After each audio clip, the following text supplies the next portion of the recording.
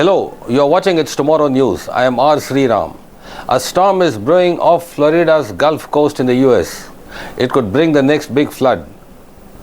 There was growing concern for another significant rain and flooding event this past week, this time along the Gulf Coast, from what had the potential to become the Atlantic Basin's next tropical system. The potential storm's flood threat became just the latest in what had been a summer full of deadly and devastating floods. At the time, the system was a broad area of showers and thunderstorms located off the east coast of Florida.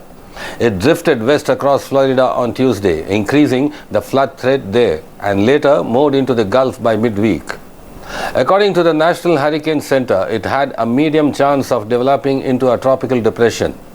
Had it developed into a more defined center of circulation and strengthened further, it would have been named Dexter, the fourth named storm of the Atlantic hurricane season, a milestone typically reached around mid-August. If it had formed, it would have done so just off the Gulf Coast, a reminder that storms are more likely to form in the warm, shallow waters closer to land in July. The warm water, which acts as fuel for storm development, had ocean surface temperatures well above average along the system's projected path.